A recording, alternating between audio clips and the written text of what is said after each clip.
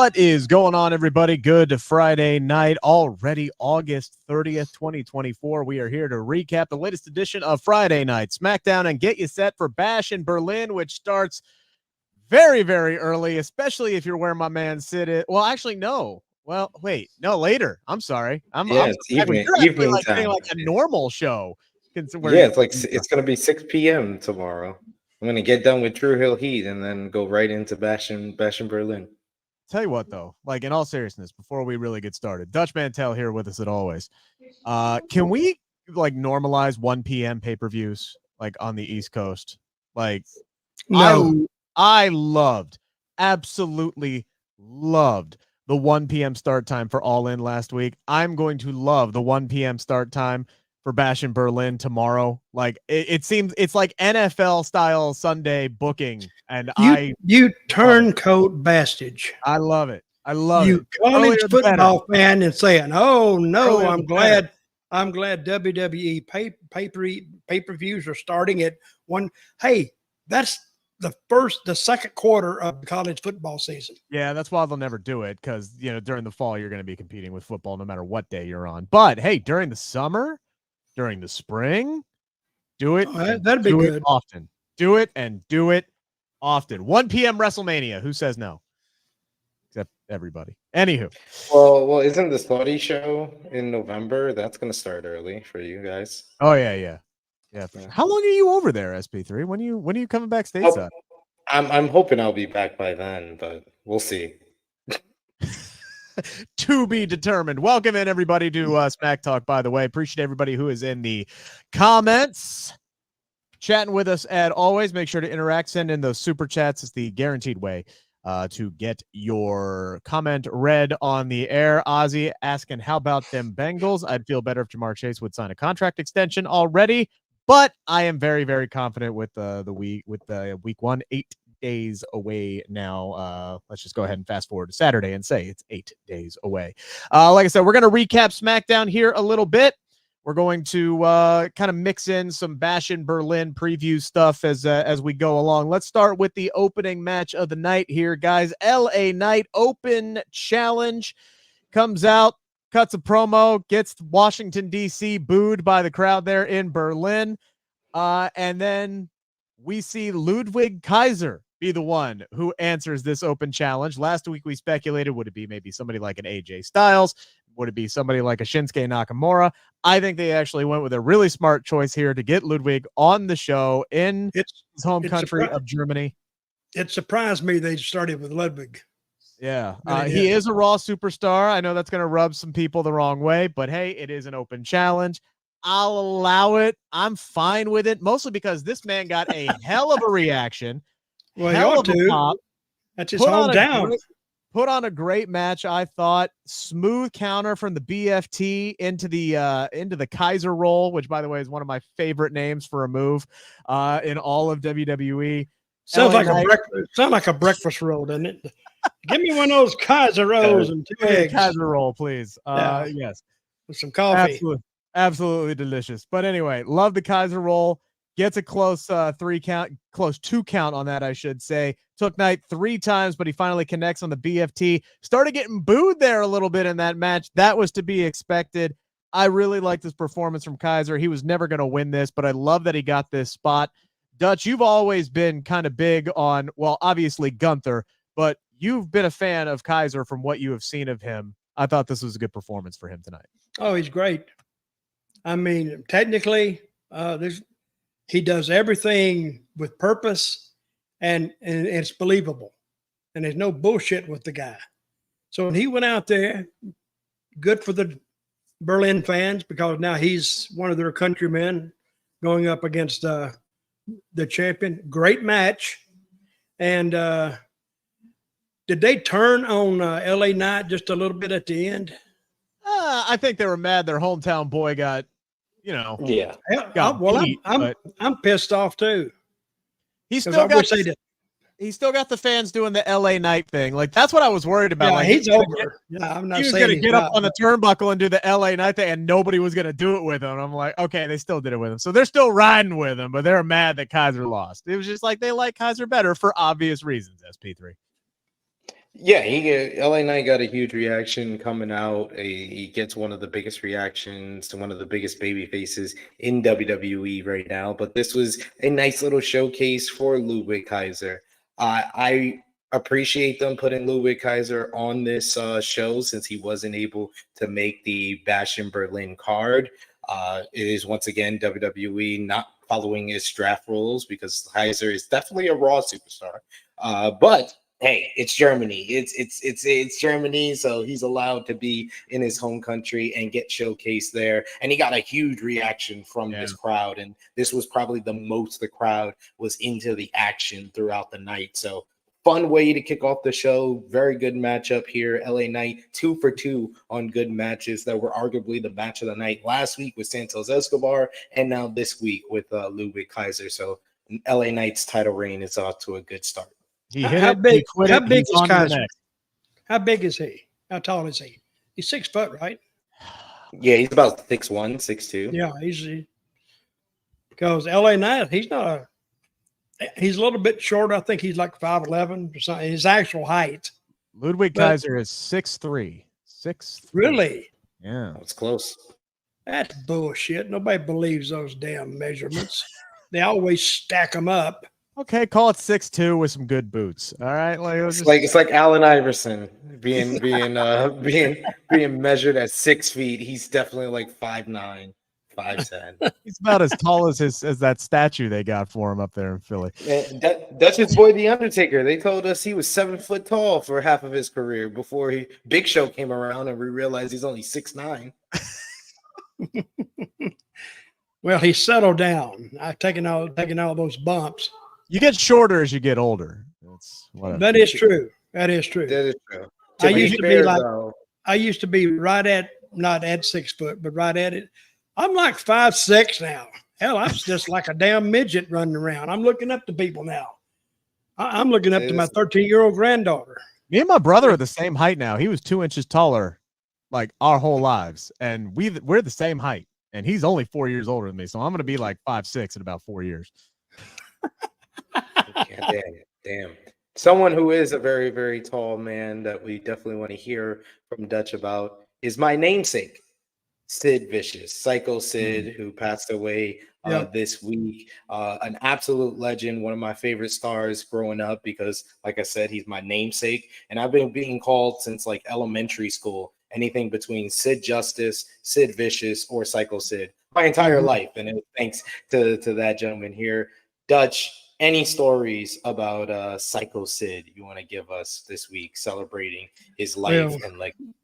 My condolences to the family. Sid was a good guy.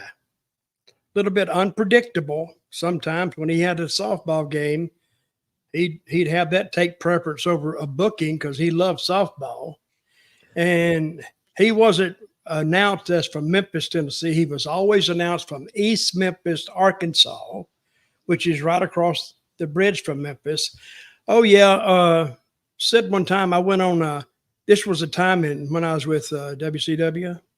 And we went on it turned out to be a 64-day road loop without going home. 64 days. They were working every day of the week, sometimes twice on Sunday. And I happened to hop in the car with Sid and the Iron Sheik. Well, that had to be a hell of a trip. So we went to Knoxville, and us stupid asses doing football season. And that's when the Navals had a great team. So they would sell out 105,000 people. And we had a show there, I think, on Saturday night. You know, we played the game that afternoon. We had the show that night and did a great house.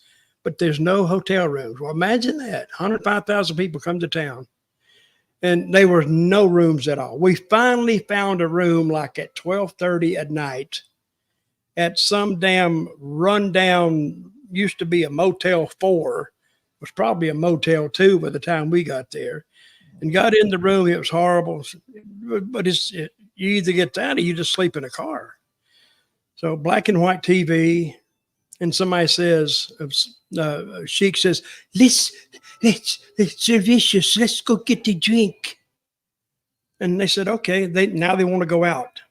So I didn't really want to go out, but I didn't want to stay in that room either. So we went out, and now the bars are closing. It's 1:30 in the morning. So we find an all-night bar that just does setup. You don't buy the whiskey, but they just put you bring your own whiskey and they do the setup, but you have a bar setting to. So we go in there. Bring your own booze. So we go in there, but before we get in there, it is a dirt driveway, a parking lot.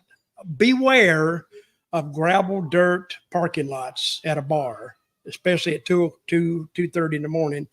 And so we was trying to get in there. Sheik's in the back seat, and there's a guy stopped, and he won't move. He's talking to this girl, and Sid says, "Get out of the way, beep, beep, you son of a bitch." And the guy went like this out the window. And she goes, oh my God, disrespect to Sir Sid. Oh, Sid, what are you going to do? He got Sid all wound up. Sid got out of the car and went up and told the guy, "You bad," and he punched him, bam, through the window, and the guy drove off. So everybody knew the wrestlers, everybody, all the bouncers knew it. They said, "Hey, park here by the door." So we parked there and we went in. So we went in and it's just packed. Man, there's all kind of people in there, but all the time maybe you might need to avoid. So Sid goes walking through the bar, and Sheik goes walking through the bar, and I stand beside the door because I wasn't drinking. And about 10 minutes later, here comes Sheik back with this woman. So he grabs her and pulls her up next to the bar, and he's kissing all over, and he's taking her blouse off, and her bra comes up. Now he's kissing her nipples and all. And a big fan walks by. "Oh, Iron Sheik, I'm a big fan, man. Will you sign this?" And he interrupted the Sheik in his activities. Sheik turned around and open hand slapped that son of a bitch. His face looked like Chernobyl. And there was a cop standing there. So he looked at me and he said, "You see that?" I said, "I don't know. I didn't." He turned to the cop. He said, "Did you see that?" The cop said, "I didn't see nothing, man," and walked off. Now the guy don't know what to do. So he takes off to somewhere, I guess, to find his buddies. So I go find Sid. I said, "Sid, listen, he slapped some bitch's head into next week. Listen, we need to go before he gets his friends and whatever." So we decide all to leave. We go out, and there's that Lincoln Town car that Sid had rented. That I think he rented it in Nashville. The whole back windshield is shattered. No back windshield at all. And the guard said, "Oh, the guy says to tell you, you know what it's for." It was a guy he punched. So we get in the car, me and Sid, we drive back to that hellhole damn Motel 4 we had rented. Sheik brings the girl with him, and they get in the seat, glass everywhere, and we go back. And that was when I decided, I might need to get away from this little arrangement I have before I get killed. And that's my story about Sid. Sid was a great guy, and you look at him, he had a great body. He worked out like a bastard, and I don't think he took, I guess he did take the roids a little bit because of his temper, because he would just go off sometimes because it will give you a bad temper. But Sid always was working out, and very sad about, and I didn't even know he was sick. When I read this, I says, that he just passed away. I didn't hear anything about that. So condolences to the family. You're going to be missed, Sid. I don't even know how the hell we continue with the show after that story. Jesus. Good God. We should close with that. Yeah. It ain't going to get no better than that tonight, folks. I guarantee you that. That was a freaking roller coaster, man. Like that. Truth. Corkscrew. I'm watching them like this. I do this. I said, I don't know what else is going to happen. Oh my God. So Jesus. So vicious. Oh, so vicious. The Sheik, he loves Sid. Oh, so vicious. But anyway, let's continue with the show. How many times did he say "fuck Hulk Hogan" in that car? Well, he didn't say it a lot, but he did mention it a few times. So, and I said, "Oh God, not Hulk again."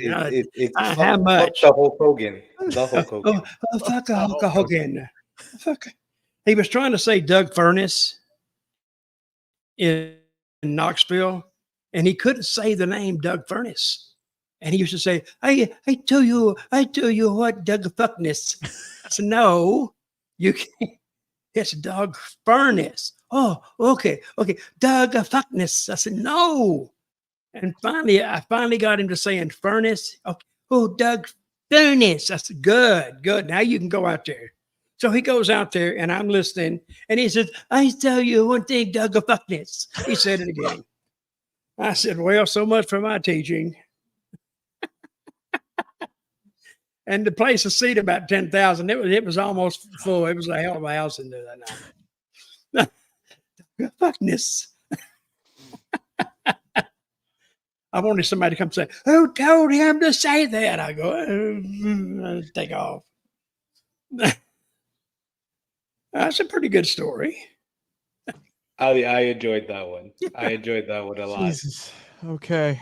So we get a video package for Gunther and Orton tomorrow. World Heavyweight Championship on the line. This is directly after the Kaiser LA Knight match tonight. I don't think there is a snowball's chance in hell that Gunther loses his first World Heavyweight Championship title defense. But just because it is predictable, SP3 does not mean that this match is going to be bad. I think the whole goal here, though, is to get a definitive victory for Gunther after what happened at King of the Ring. So how do you see this one going down? Because to me, I feel like Gunther's going to get hit with an RKO. I feel like he's going to kick out of that. Orton is going to go for another RKO, and he's going to find a way to slip out, and then we're going to get that fury of just power offense before he finally slaps him in a sleeper hold and renders the Viper unconscious. I feel like that's how this match is going to go down tomorrow. That seems like a wise move. I think that probably be something similar to that, or Gunther powerbombs him to oblivion 15 times for Orton trying to get a 15th World Championship, something like that. Yes. Get the crowd counting with every single one. One more time. One more time. I would be all but for in that. German. In German. Yeah. Got to do it in German. Correct. Yeah. But I think this is going to be a great match. Definitely think it should be the main event.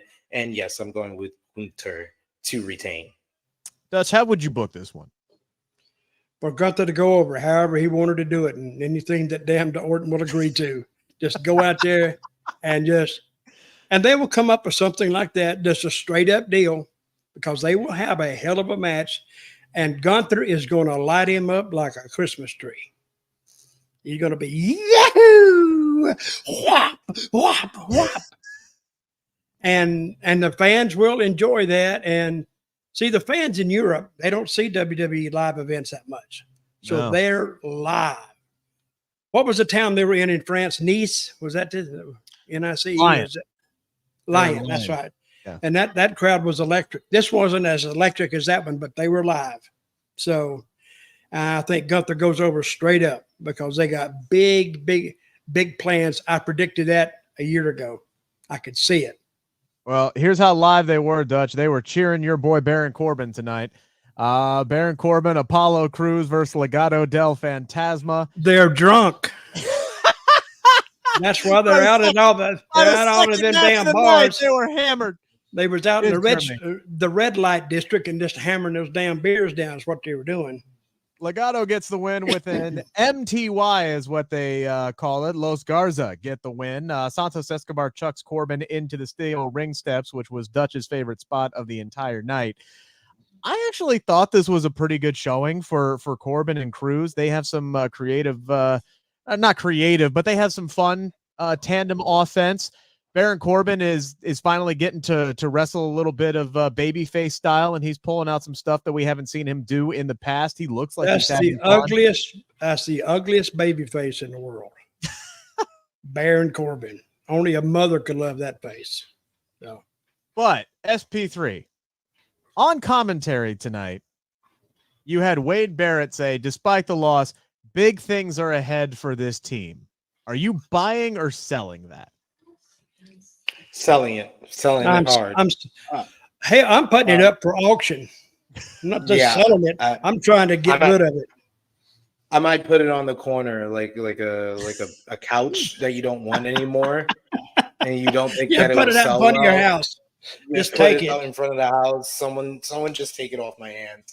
No, I like Baron Corbin in this babyface role. He's having a bunch of fun with it. He's putting on some good matches. Him and Apollo Crews have meshed well in the ring. It's just that they lack any type of character at all. Like we haven't even really been explained why they are a tag team, let Yeah. alone them showing off any type of character, and then instantly going from kind of a low maintenance, no heat mini rivalry with Legado del Fantasma into what would happen in the post match with them potentially facing a much more charismatic and interesting tag team in A-Town Down Under. I can see them getting a win over A-Town Down Under because we see what path they're going on, but I don't see much for Corbin and Cruz together. And it's like when they do get a chance to do like a backstage segment, like it is the most generic dialogue. Like seriously, it's like is that what they're giving them? Like to use? Like Corbin, like literally all he said was I think what he said was like, I'll bust you up. Like I'll like, boy, are you kidding me? I will bust you up like 4 times as Apollo Crews is like holding him back. I'm like, can we get like, are we just ad-libbing this? Are we doing this on the fly? Like what? I'd be very interested to see like what think tank came up with just doing that. It was just very, very generic. But Dutch, you have to admit the match was pretty good tonight. It's okay. It was a good filler match. And I don't think our feelings here are that much different from the general public.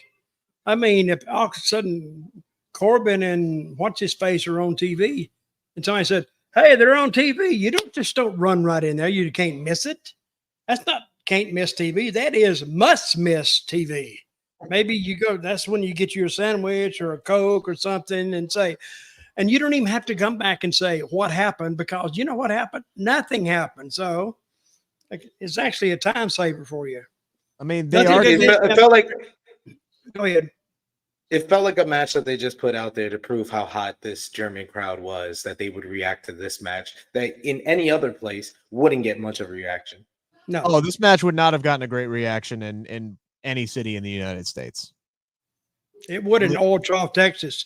It'd get a hell of a reaction. That's my hometown, Oil Trough. So maybe a handful of cities who are like really diehard who would like get into this, but no, I don't think many of these acts would get instant reactions right off the bat here in the United States. But I do get the sense from listening to the live crowds react during Baron Corbin's matches that they want to cheer for him. They want to find a reason to believe in him and cheer in him, and they like him. There's just not a whole lot that WWE is giving him to do right now, but at least no story. No. Yeah, there's no story. There's no story whatsoever.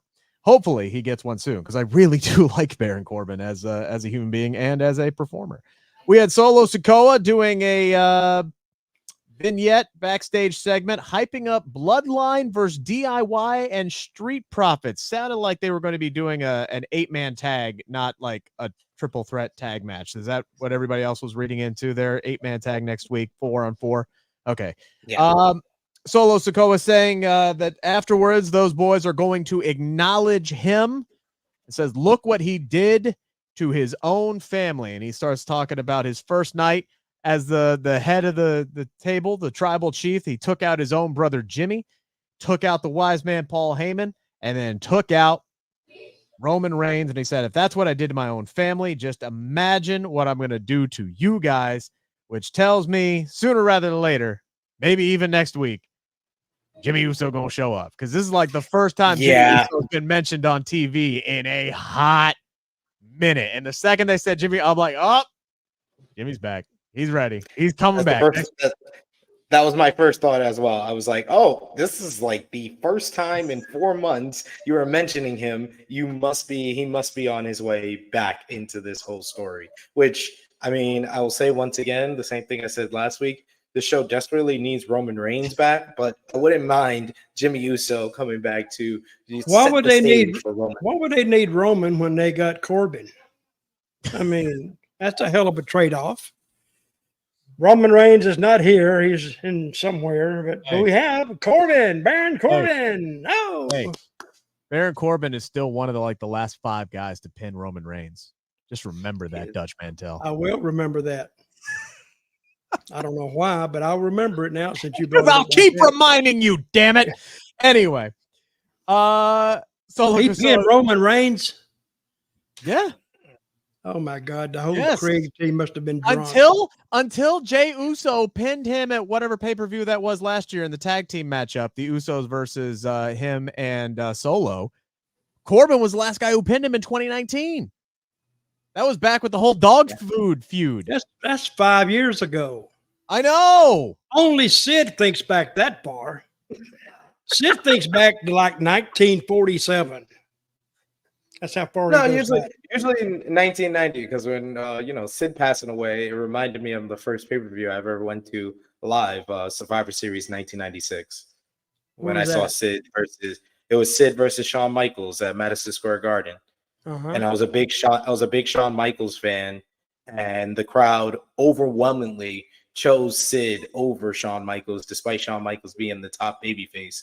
And I was with my mom at 8 years old, and I was upset because no one was cheering for Shawn Michaels. And my mom looked at me like, "Why are you upset? They're chanting your name." Yeah. So that felt good. That's a good answer. See, my mom's really good. My mom was really good. Took me to all the shows and always had a comeback for me when I was feeling down. To close out the segment, Solo Sikoa says he doesn't care who wins between Cody Rhodes and Kevin Owens. He's got next. We'll see if that ends up being the case. We did get Cody Rhodes and Kevin Owens face-to-face in the ring tonight. Started off a little jovial. KO kind of hitting him with the, "Hey, Cody, what do you want to talk about?" Get it? Because you always say that. So Cody panders to the crowd here with a little bit of German and starting off nice, but then it immediately took off from there because KO brings up a possible knee injury that Cody had suffered on this European tour. Cody immediately changes the topic of conversation and starts going into what we saw Kevin Owens do last week and looked like he was going to strike him with the WWE Championship belt. And Cody starts pondering why he would do something like that. Why would Kevin Owens potentially be that upset that he would go to that kind of a tactic? And he brings up the fact that perhaps it's when Cody left and started the whole revolution with Kevin Owens' good friends, the Young Bucks, and built AEW and started this renaissance in professional wrestling, that perhaps Cody Rhodes gets a little too much credit and Kevin Owens does not get enough. And Sid, I thought that was a really, really good line. Because it's true. This was the promo I've been waiting for throughout this whole rivalry or build up to this matchup. I was like, this felt like a promo that they should have done last week. And it would have made me much more excited for tomorrow's matchup instead of doing it one day before, where you added a lot of story and elements that I wanted from jump. That, their connection, that Cody has been in places that Kevin Owens was, like PWG, Ring of Honor, his connection. The fact that the one thing that they couldn't mention is the bigger point is that Cody would have not even went on his path if it wasn't for Kevin Owens, because Kevin Owens was the one that basically connected him with the Young Bucks, which caused him to do All In, which caused them to create All Elite Wrestling, which caused this whole revolution in the wrestling business. So, I wish this promo came last week instead of this week, but there's no denying this was the best segment that they've had together since this match was made. And Dutch, Great interview. Owens kept prodding. After that, Owens kept prodding about the knee injury. And then we find out why. And he brings up how 8 years ago yesterday, he won the WWE Universal Championship, which to this day is his only world title run on the main roster, which is insane when you think about it. The fact that this man is now on a 7-year title drought, and spoiler alert, I don't think it's ending tomorrow. But regardless, he starts talking about how that victory for him for 8 years has been tainted because, as we all remember, or most of us remember, that title was handed to him on a silver platter by Triple H. He is the man who hit the pedigree on both Roman Reigns and Seth Rollins and handed that championship to Kevin Owens. And he says, with a knee injury, with Cody not 100%, when he wins tomorrow, he does not want another tainted victory. And that is when Cody went completely off the rails, saying, sir, my knee is perfectly fine. Starts stomping. You are like, what was it exactly he said? Said something along the lines of like, this may sound like confidence, but what was it actually that he said that it was with Kevin Owens? I'm drawing a blank. I don't know what he said. Yeah, I think he was basically like, this is like Owens' kind of insecurity. Anger. Okay, anger. yeah, Yes. yeah.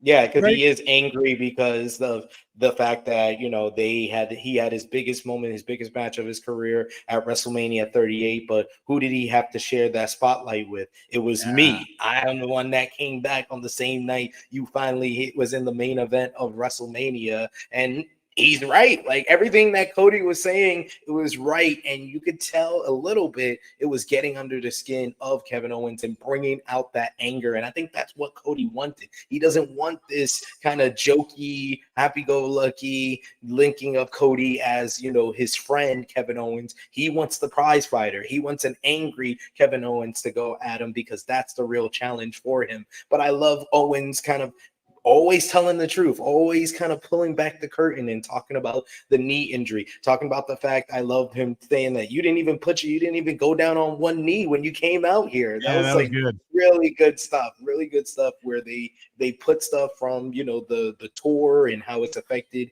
Cody Rhodes with his schedule and played it into this whole story. But like I said, the elements of their history together, I just wish we would have heard that earlier in this program. Me too, because I would have given me more material in my interview with Kevin. But regardless, that's just me being selfish. Anyway, Dutch, you said you enjoyed most of this. No, that interview was probably one of the best interviews I've heard on WWE because they start out talking like conversation, then it gets a little more and a little more and a little more. Pretty soon, you can tell they're peeved with each other, and he brings up the knee. I saw you didn't go down on the knee, so he's watching. He didn't actually see it, but he heard through the grapevine that he hurt his knee. He was in the trainer's room. So now everybody's going, but Cody totally dismissed that. He denied that and says, hey, I'm going to be ready to go and blah, blah, blah, blah, blah. And then it ends up with him whispering in his ear, hey, now this whispering shit, you got to stop. I mean, if you're not going to tell us what you're saying, why the hell do you have a mic? You may not. People love whispering in Cody's ear. I know. Okay? But now you can put any meaning to it you want. But I wonder what he told him. And he walked away. And very, very good interview. And believable, too. I think The Rock... You believe what? No, I said I think The Rock has whispered in Cody's ear like 3 times now. I think AJ did it once. And now we get... And he's got damned dementia, and he can't remember what they say. That's probably his problem. I think only twice we found out what the hell the whispers were. So hopefully, SP3, we find out what this whisper was. Fingers crossed. Fingers crossed. Yeah, really good promo. Probably the outside the opener with Ludwig Kaiser and LA Knight. Kind of the highlight of this show was the Cody and Kevin Owens promo. It got all the people that's been believing that they've been telling a riveting story like, you see, hey, we were right the whole time. They had one really good promo. Well, they did this with AJ and Cody too. Remember, they heated it up like a day before the show, and then like, oh, why haven't we been doing this for 2 weeks? So yeah, we got Woefree asking, Kevin to AEW still possible? Anything's possible. Anything is possible. As he told me last week, the only change as far as his contract status is concerned is there's now less time on it. That doesn't mean that it expires early, by the way. I saw some aggregators reading into that wrong. That just means when he gave his last update, it was May. And now it's August. So there's less time until the contract expires, right? So until he signs on the dotted line, anything is possible. The way he talks about WWE and the people that he works with, it does make me feel like he wants to stick around, but we'll see. We got Mello on. I was at like a 90% on Kevin Owens re-signing. It actually got lowered to like an 85% after the news of today with WWE sending out bad feelers for Swerve Strickland getting paid from AEW. Sounds like they don't want to pay their talent. Look, but man, that's if you believe the reports. That's if you believe the report, and that could be coming from like one person backstage, right? Like it could come from like one higher up who said this kind of stuff. So, Dutch, if you missed it, Swerve Strickland re-signed with AEW, right? And this is somebody that, let's just be honest here, WWE did not see a whole lot of value in when he was with the company. He was released just a few weeks after he made his main roster debut with the rest of Hit Row, right? So, and they weren't even positioning him as the main guy in Hit Row when they were all called up. Anywho, so he gets released. He goes to AEW. He becomes a massive star, world champion. He signs a contract extension that is reportedly one of the largest in pro wrestling, one of the largest in AEW history, on par with the contract that Mercedes Moné recently signed. And there was somebody else, Okada. Yashiko Okada. Yeah, Okada. So on that level, that kind of massive dollar figure, Dave Meltzer, the Wrestling Observer, says there are some within WWE who see that as bad for the business that Swerve would be getting a contract that high. I read into this kind of like, to bring the football analogy back, the wide receiver market, right? Which is astronomical right now because CeeDee Lamb just got $160 million. Brandon Ayuk just got $140 million. As a Cincinnati Bengals fan, I'm pissed off because there's no way the Bengals can keep both Jamar Chase and T. Higgins at those numbers. So I can understand somebody saying bad for the business, meaning like this sucks for us because we got to pay more money to keep people who 5 years ago weren't at that kind of dollar figure. T. Higgins, where did he play college ball? Clemson. Yep. Yep. A great receiver. Hey, the money, I think fans, it's great for the talent, but for the fans saying 160 million, you go, what the hell? I mean, who's worth 160 million? That's TV money. I know that. But for fans, I don't think it sits well with them. They want them to make money, but that's an astronomical number. All fans want are wins, baby. Like if make your money. It's stupid. It's like forget the sport. Steph Curry just got $68 million for one damn season. One season. Like how much? $68 million for one season. Granted, he earned it with that gold medal performance, but still, he did. I mean, damn. Four-time champion. Champion. Only unanimous MVP. Steph Curry. He deserves it. Make your money, get the bag any way you can. But where did he play college ball, Sid? Davidson. And his dad played there too. Dale Curry's his dad, right? Yeah. And Davidson's a little school in North Carolina. Used to be a kind of a power in basketball. That just disappeared when Dale left, but they were a good team. But no one expected Steph Curry to even be an all-star point guard, let alone one of the greatest players of all time. I did. I watched him play. 100%. You and my nephew. Just give him the ball. That's all you got to do. But Sid, what do you read into that? What do you read into a comment like that? Because like I said, I read into it as like, hey, yeah, we're making a ton of money here, but, you know, major corporation like WWE, they have investors and they're publicly traded, so they got stockholders they got to answer to. That just means they got to rack up more and more revenue if they're going to have to pay everybody on their roster that kind of dough. Yeah, to me, whoever it was, if it's true, I think it comes from someone who realizes that WWE is a publicly traded company. It always wants to maximize its profits. And if you're paying a Swerve Strickland, someone who they viewed as an upper mid card to future main eventer in the range of anywhere between $3 to $5 million a year, then that means someone like a Kevin Owens, who he got what, 2.5. The report was he was between like 2.5 his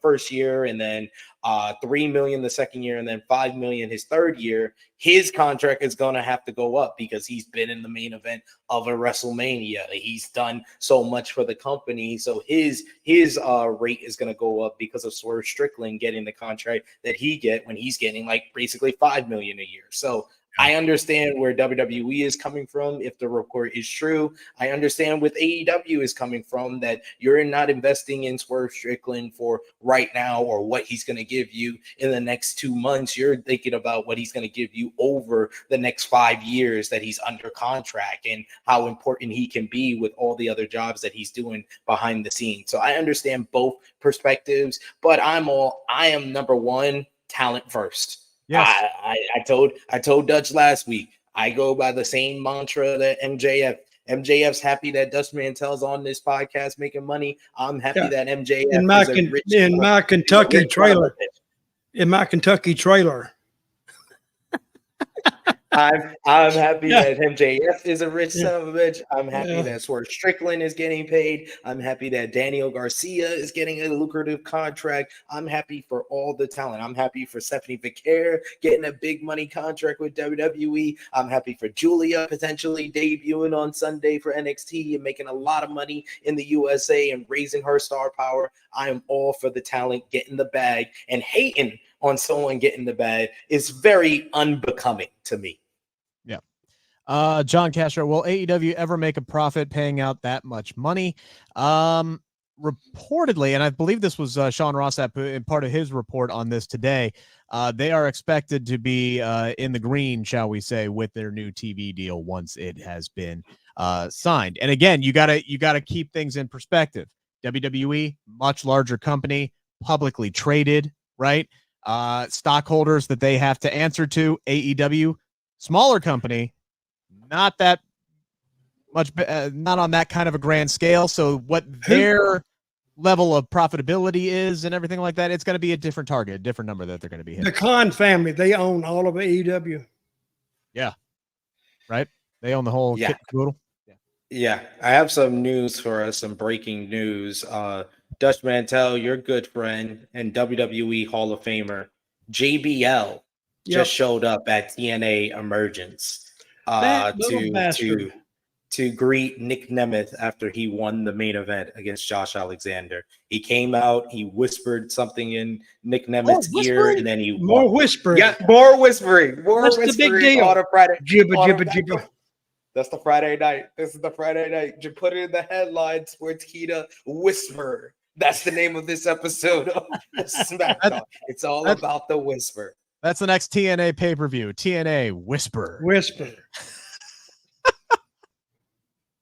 But apparently, it looks from how that all looked, because I'm not watching it with any sound, but how that all looked, it seems like he's gonna be doing something with TNA, because that wasn't like a one-off thing where he just raises his hand and walks off. He whispered in his ear, so we got to find out what he whispered, and then he just walked out. So seems like JBL is gonna be doing some stuff with TNA.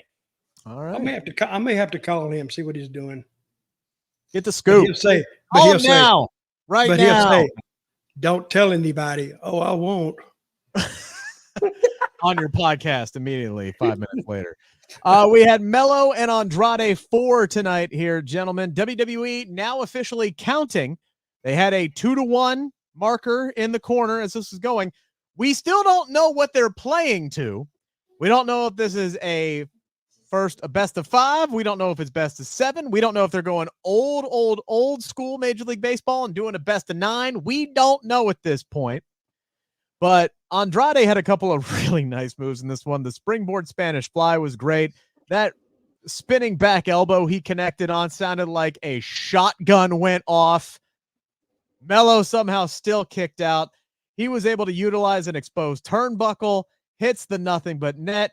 1, 2, 3. It is a 2-2 score. Dutch, what did you think of Melo Andrade 4 tonight? Just for the wrestling, tremendous. Because they found two guys who meshed together well that have basically masterpieces.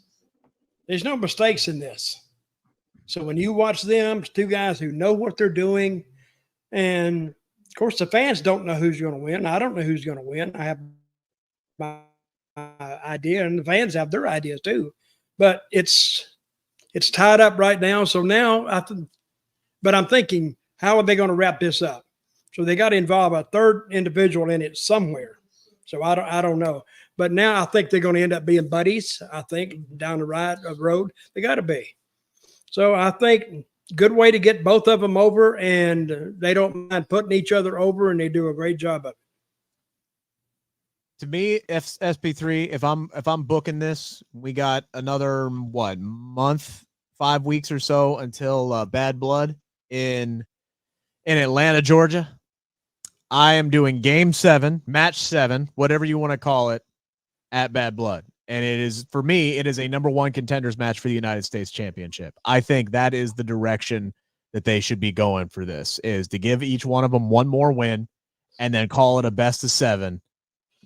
Bad Blood, seal it, done, delivered. And at least on that pay-per-view, with the models that WWE has put together, they can get some time to really put something special together. Like, what they have done has been great.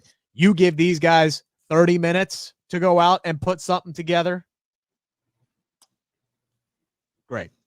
Let them paint. Yeah. Let them cook. Whatever. Well, let me ask you this. Who goes over in this?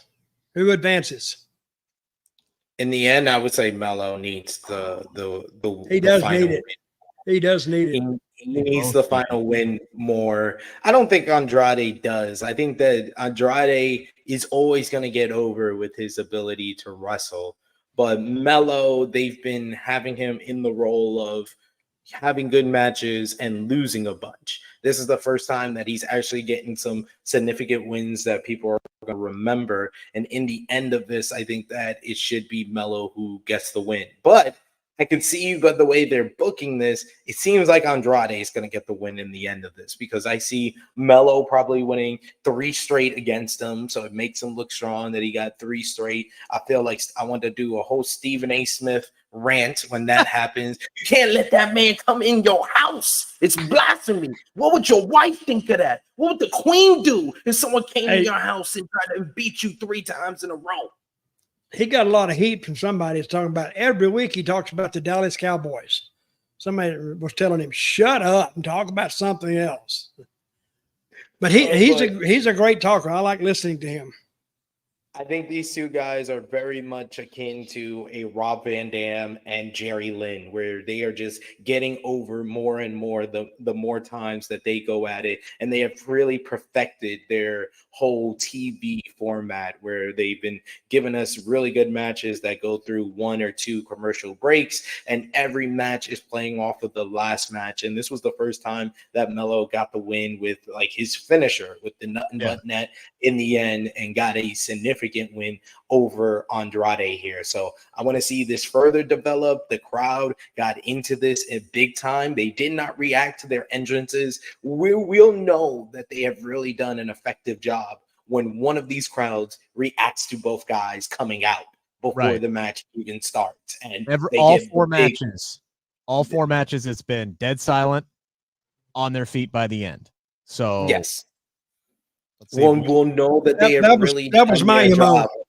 That was my MO. To the entrances. Quiet during the match and quieter when it was over. That was what I did. So we got enthusiastic railline. This is how I made my money. You know, I let them in free and charged them to get out. Brother, that's a money-making thing.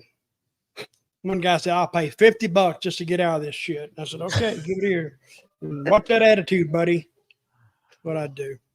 Enthusiastic railline streamer saying, what did you guys think about Ricochet debuting in AEW? I think it is a marriage made in heaven. I think Ricochet belongs in AEW with the style that they produce over there. Heard he got 3 million. I don't know what he got, but he is happy. I know he did an interview I don't blame him. with my colleague Steven over at Sports Illustrated today. Said, look, man, I just wanted to go to a place where I could have the most fun at this point in my career, and this man's going to get to put on a masterpiece at some point down the line with Will Ospreay. I think it's just a match made in heaven. It is. This is just where he belongs with the style that AEW produces, match-wise, TV-wise. What is Will Ospreay making? He's making in that range of like 3 million. Yeah, he's making a few million a year.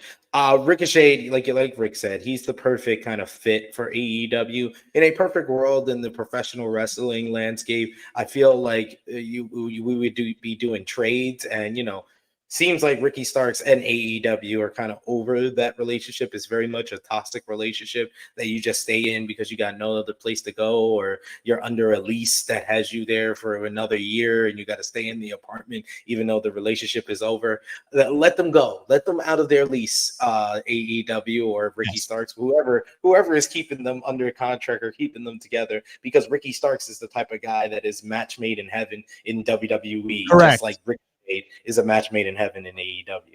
Yes, 1,000,000%. And there's been a lot of stuff that has been written about Ricky Starks, and I think the only thing that we can definitively say is what Tony Khan said on the media call last week, which was he's under contract.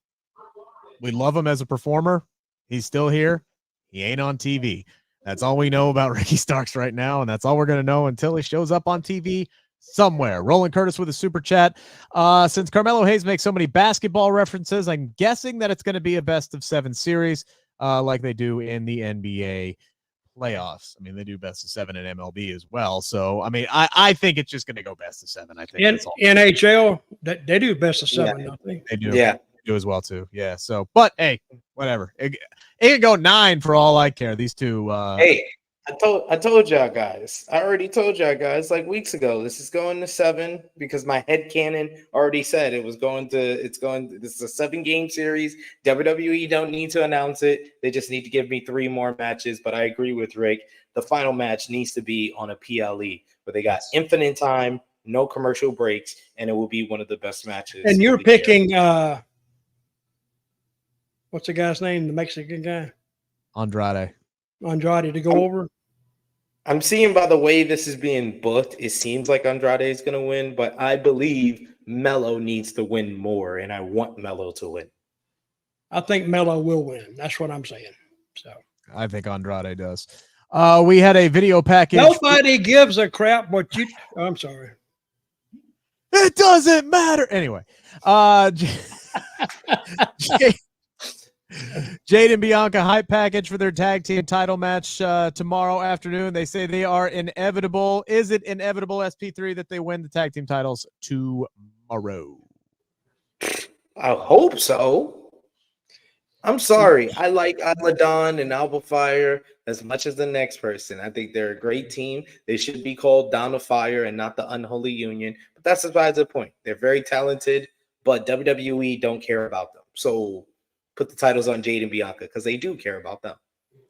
Yep, I'll agree. I think it comes down for WWE, right? Because they have suddenly some options. It's a deeper tag team division than it's been in the last several years. For them, it all comes down to where do they value Jade and Bianca more, as a tag team to build up the tag team division, or as singles competitors? Because sooner or later, Nia is going to need more babyface opponents. No, this is the thing you do. You put the titles on Jade and Bianca, and the perfect tag team to face them is Nia Jax and Tiffany Stratton. That sets up eventually a Bianca Belair versus Nia Jax program for the WWE Women's Championship. You put the Women's Tag Team division along with the WWE Women's Championship division. Hopefully, it elevates both divisions at the same time. Fair enough. Nia Jax is still the WWE Women's Champion. She defeated Mi Chin, who was ready to go for this street fight, came out with a shopping cart full of goodies tonight. This was her in her element. She looked like she was having some fun, at least until Tiffany Stratton came down. I loved the tease of Tiffany, like trying to cash in, like she wanted to cash in after she bashed in Michin's head with the briefcase, and then Nia kind of like sits up like, bitch, what are you doing? You better not. And then she's like, no. Hits Michin again with the briefcase. Like, I'm trying to help you, and drags Nia over on top. Then Bayley shows up. First time we've seen her since SummerSlam. She chases Tiffany off, and it looks like everything is square, one-on-one. Michin's got her opportunity. But then, my God, that Samoan drop through the table and the way the top half fell on top of them. Oh, damn, did I scream on that one. Nia then puts a trash can on top of Michin, hits her with an annihilator, pins her, and then she just kept throwing shit at her. She took the top half of the table and just chucked it on the poor woman who was laying there. I thought that was a really good finish. Nia's been great since she came back. Dutch, what did you think about the main event? Well, I didn't see that, but the way you describe it, I'm going to go back and watch it now. Because I have to come here and get my computer set up because I'm not internet savvy. Sometimes my camera wasn't working, so I have a lot of trouble with it. But anyway, sound like a great match. I thought it was a pretty good show tonight. Pretty good go-home show for Bash in Berlin. SP3, what did you think of the main event? It sucked.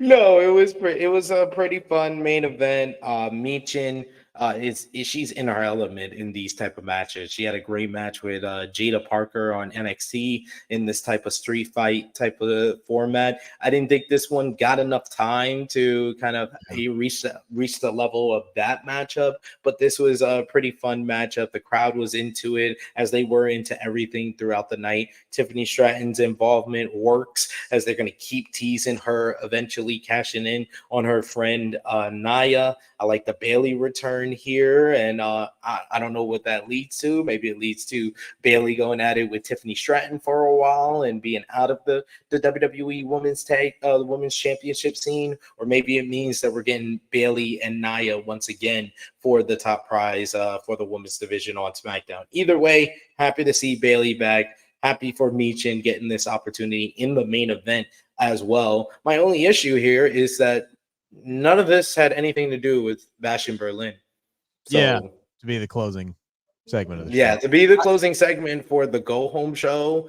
Like, I understand what WWE is trying here with the shorter cards for pay-per-views, and they can put big matches like this on the shows right before the pay-per-views, but these are also go-home shows, and neither Raw or SmackDown felt like go-home shows this week. You had Raw end with Uncle Howdy versus Chad Gable, which has nothing to do with what's going on in Bash in Berlin, but it was a good showing for Uncle Howdy. And then this show ends with Nia Jax and Michin, which has nothing to do with Bash in Berlin. I don't think they're really delivering good go-home shows. I don't think Triple H has really figured that out yet, how you kind of stick the landing on a go-home show. I feel like he thinks, hey, we're already hot. It doesn't matter. Just give them good matches, and they won't say anything. And that's most of what WWE fans are going to do. So maybe it's just me. Maybe because I have to analyze these things, I'm noticing it more.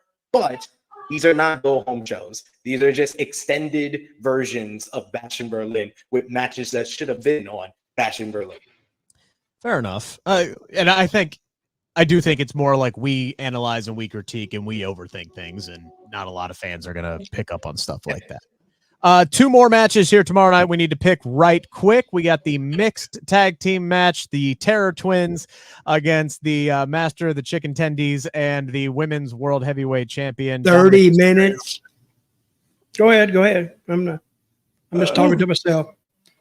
Hey, 30 minutes. You're the one who told a 20-minute story about a bar. And you asked for it, and that was enough for the show. Let's go. Anywho, mixed tag team match. Who gets the win, SP3? Terror Twins or Dirty Dom and Liv Morgan tomorrow afternoon?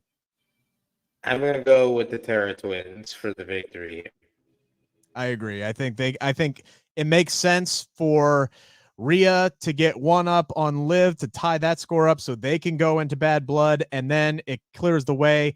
Damian gets revenge on Dominik, and it clears the path a step closer to him getting to Finn Balor. Dutch, any thoughts on this one? No, I think Rhea and her partner, I'm having a blank out tonight. They go over. Damian Priest, exactly. They go over and they work a little bit of aftermath just to just to keep them interested and to go home. They'll have a great match. There's going to be a point tomorrow where Dominik Mysterio is stuck right between Rhea Ripley and Damian Priest, and no one is going to come to help him, and he is going to get obliterated, and the German crowd is going to eat up every single second of it. And that's what makes him so great as a heel. You can beat his ass and the people happy, and it actually helps him. Yes. Because he's a chicken shit. Yes, 100%. We got one more super chat here real quick from Roland Curtis. Since Hayes makes so many basketball references, should WWE make best of sevens a part of Carmelo's gimmick for rivalries like Taker used to do for casket matches? You could I don't understand that question. I think it would be no. Please don't do that every rivalry, please. It's a lot. It's a lot. And like, I don't know if he's going to have that kind of chemistry with everybody. Like, Melo's great in the ring, but he and Andrade have a special type of chemistry you can do. He's not as good as Corbin, though. I think you need to put Corbin in that spot. How about a Baron Corbin best of 13? Or do you turn the TV off? Click. I love Corbin. Anyway, we got Punk, we got McIntyre. It's a strap match. Dutch, who wins tomorrow? I don't know. I think we're going to go with McIntyre. Interesting. SP3, my thought is, and I wrote this for Sports Illustrated today, there's going to come a point where CM Punk has to pick between tapping the final turnbuckle for victory or securing his precious bracelet. And there is going to be a moment that feels like it lasts for 20 years when it's maybe only 10 seconds. And he's going to finally wise up and he's going to touch the turnbuckle and he's going to win. I think it makes sense for Punk to win this. And it's a match that Drew McIntyre does not suffer a whole lot for because he will neither have been pinned nor will he have submitted. It's just CM Punk touching 4 turnbuckles. And this sets up Hell in a Cell. One more match, the rubber match at Bad Blood. That's how I feel like it goes down. What are your thoughts? I agree with your sentiment. I don't agree with the result. Okay. I think that the result, because it's the 4 corners stipulation, it's supposed to protect Punk from Drew sneakily winning. Because I've seen, and probably Dutch has seen, way too many strap matches that go babyfaces touches one corner. Right behind him as he's dragging the heel touches the corner as well. Then they go to the second corner, repeat the sequence. They go to the third corner, repeat the sequence, and then the babyface gets stuck. The heel pulls them in, the heel touches the 4th corner, and they win by sneakily getting the win. And I think that's the best way to finish this rivalry is where Drew gets something and he's put over, and Punk gets something and he's put over. Punk is going to win the Hell in a Cell at Bad Blood and get his bracelet back there. He does not need to win any other matchup in this rivalry. If Drew gets 2 straight against Punk, even if he loses at Hell in a Cell, he went over in this feud because he won the series. If Punk wins the last match, he can feel like he's won the rivalry, but Drew McIntyre needs to win this series a lot more than Punk does. All right, SP3, what you got going on True Heel Heat tomorrow, which you said is basically a pre-show for tomorrow. Indeed, it is. We're starting early, 10:05 a.m. Eastern time. It will be myself, Miss Chrissy Love, True Jaw Josh, talking about This Week in Wrestling, AEW All in London. We'll be talking about, is WWE right to believe that Swerve Strickland is overpaid with his new biggest contract in AEW history? We'll also talk about Ricochet's debut with the company, Jon Moxley's return, WWE Bash in Berlin, and NXT No Mercy final predictions. So join us live for that as we'll gear up for Bash in Berlin. And we got our watch party starting at 1 p.m. Eastern time as well. So a lot of great content to enjoy on the True Heel Heat YouTube channel tomorrow. Dutch, what you got going on? Nothing. Usually I'm just sitting around. Tomorrow is football day for me. I'm gonna watch football all day long. You're not gonna watch Bash in Berlin? Oh, I'll tape that. I'll watch that later when the pro teams come on. I don't watch pro football. Like with a VCR. That's gonna put it in a VCR and hit record. I will do that. Especially that Cincinnati team. I don't ever watch them because Probably one of the worst teams in football. They're not going Dutch is doing it the right way, so he can fast forward through an hour and a half of commercial. And I tell you, if you do that, you're amazed how fast the show moves along. It's the same shit all the way through anyway. I listen to the interviews. I listen to them. That's what I like anyway. Email me at dirtydutchmantell with 2 L's at gmail.com. And my website is functional now, dirtydutchmantell.com. A lot of great stories on there, and it's still a work in progress, so don't judge me on that. So I will look forward to seeing a lot of people coming on there. Go to Storytime with Dutch on YouTube. Subscribe. I'm at 121,000 subscribers now. And I'm thinking, I don't know what got them, but it was like a combination of that story I told about Sid and the Sheik and the store and the bar and all this kind of stuff. Yeah, we remember. Okay, I'm reporting you right now to the head office to get him. Yeah, I am. I'm gonna call Reju right now. So that's what I got.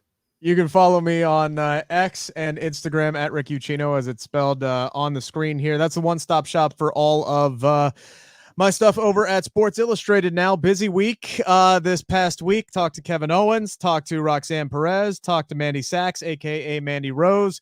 And next week, I got even more stuff coming out with Mojo Rawley and Lyra Valkyria, and I'm exhausted and ready for bed. So follow me on X at Rick Ucchino, and we'll be back next week, Friday night, 10:10. Hey, one question. Yes. Have you mentioned me and Sid in your Sports Illustrated writing, your column? I have not found a way to work y'all in yet. Okay, we're going to be watching it. We're going to be reading it. I start charging him for my insider information I give him. Yeah. This guy doesn't even want to mention me. My Google over here. I'm out of here, guys. See you next week.